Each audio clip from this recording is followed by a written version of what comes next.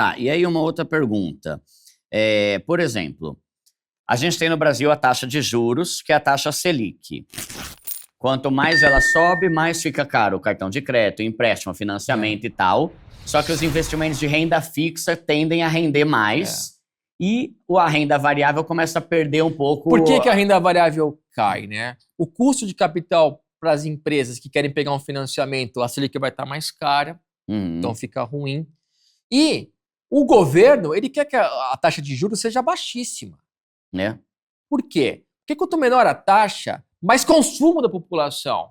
Se você tem dinheiro guardado na renda fixa que está pagando muito, você não vai consumir. Puta, tá rendendo bem. Deixa lá parado. Mas tá rendendo pouco, você fala, pô, não tá rendendo nada, eu vou gastar. Tá. Taxa de juros mais barata estimula empresários a montar negócios, que vão criar empregos e vai pagar salários que vai gerar mais consumo ainda. Tá. Mas por que o governo não quer os juros lá embaixo? Porque tem um problema. Até 94, a inflação no Brasil era galopante, né? Explodia, era hiperinflação e era inercial. O mês seguinte era igual ao mês anterior e maior. Então você fala bonito, hein? Inercial. É que são termos da economia, né? Ô, pobrezinho, depois você pega o dicionário aí, Micael, inercial. Tinha essa inércia de ser igual ao mês passado e muito mais. Eu ia comprar uma Coca-Cola de manhã, quando eu era moleque. Chega à tarde.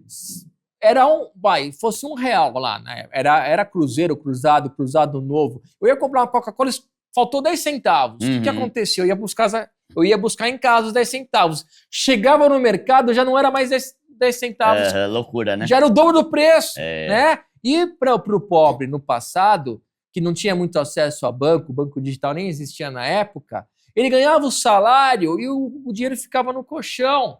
Se ele não fazia a compra do mês, no meio do mês não tinha mais dinheiro para fazer a compra de comida. Então, a parcela mais pobre de uma população sofre muito com a inflação. O pobre é o que mais sofre com a inflação.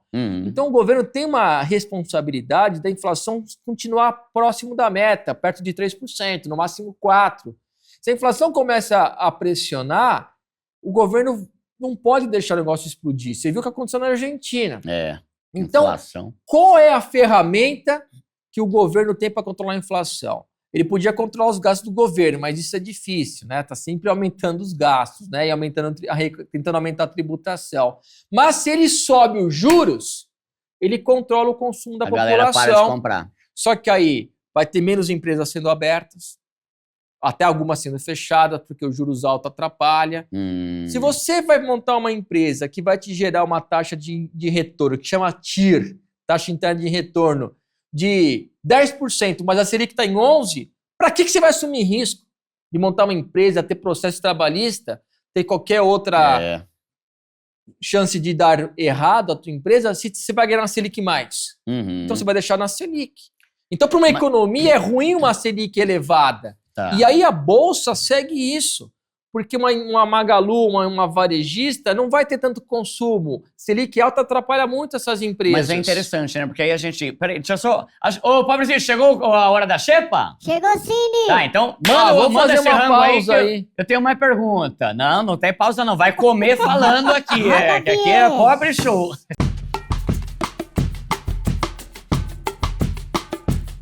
Ô, maravilha! Cachorro quente. Opa, mas pera aí.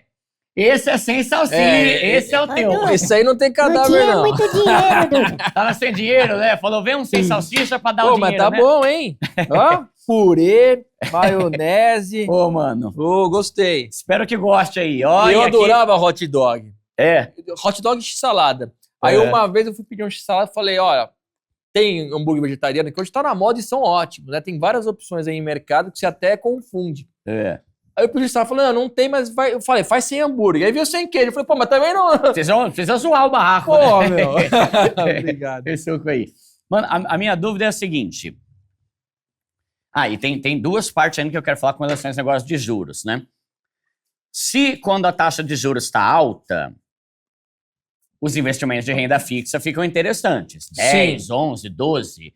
Mas em compensação, também é a hora ideal para você ir para a renda variável, que está tudo mais baixo. Mas se começou um ciclo de alta de juros, o governo não sabe o quanto ele tem que deixar os juros, a nossa Selic, em elevação para controlar a inflação. É um pouco por tentativa e erro.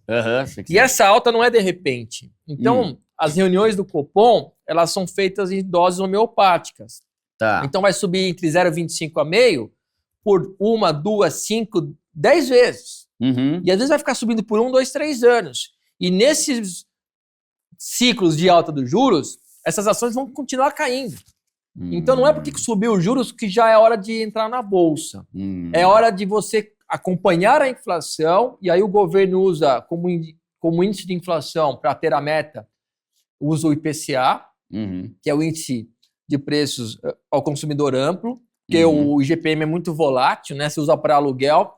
Não é o INCC, que o INCC, para quem está comprando um apartamento na planta, é o IPCA. Se você acompanhar o IPCA e ver que ele começou a ficar controlado próximo à meta, que é os 3%, aí você já pode até interpretar que numa das próximas reuniões não vai ter mais alta da Selic, até pensar em virar esse ciclo para queda. Aí sim é hora de pensar em entrar na bolsa. Tá. Então, Agora, enquanto a Selic está em alta, você tem total razão. Momento de você ficar mais seguro na renda fixa, porque a economia vai sofrer. A gente teve o início de queda da Selic, parou em 10,5%, a inflação está elevada, ainda preocupa, o dólar subindo atrapalha, porque enquanto o dólar sobe, muitas empresas têm que comprar produtos lá de fora. E aí aumenta o custo e aumenta o preço. Mas se o dólar estiver em queda, aí é o movimento contrário, bens importados caem, aí os concorrentes nacionais também têm que derrubar o preço. Os carros ficam mais baratos. Mas o dólar em alta atrapalha petróleo e atrapalha a gasolina, e tudo é gasolina, até o pãozinho vai ser atrapalhado pela gasolina, né? tá. Então, enquanto a gente perceber esse dólar pressionado, inflação pressionada, o governo ainda não vai dar retomada à queda da Selic, que eu acho que vai ficar para 2025. Tá. Então ainda, por mais que tenha uma queda, ainda tá muito bom, né? O investimento de renda Não vou fazer fixa aqui, né? desfeito, hein? Não, por favor, isso aí custou dinheiro, viu? Aí, Bom, hein? a minha pergunta, outra relacionada a juros é, no mundo das ações, tem alguma que se beneficia com a queda de juros? Que normalmente eu generalizo. Juros ruins ferra a bolsa. Tem algum tipo que é bom quando os juros estão baixos? Quando os juros estão altos? Olha, no geral, eu acredito que não. Porque há um movimento geral de venda de bolsa para migrar para renda fixa. Né? Todo mundo vai porque é mais seguro e está pagando mais. Exato. Então, as empresas geralmente têm dívidas, e aí a Selic sobe, e a dívida sobe. As empresas, elas precisam de novos momentos de arrecadar capital, né? E aí também com a Selic mais cara, esse recurso de captação de capital também vai estar mais caro. Vai ter menos consumo, o PIB vai crescer menos. Eu acho que é um efeito dominó e rebote que atrapalha a bolsa em geral. Então, não destacaria algum setor. Eu destacaria, assim, alguns setores mais prejudicados. E consumo varejo é na veia. Então, se a bolsa pode cair, essas ações vão cair ainda mais. Tá. Então, lojas Renner, Magalu, Casas Bahia, Shopping Center também.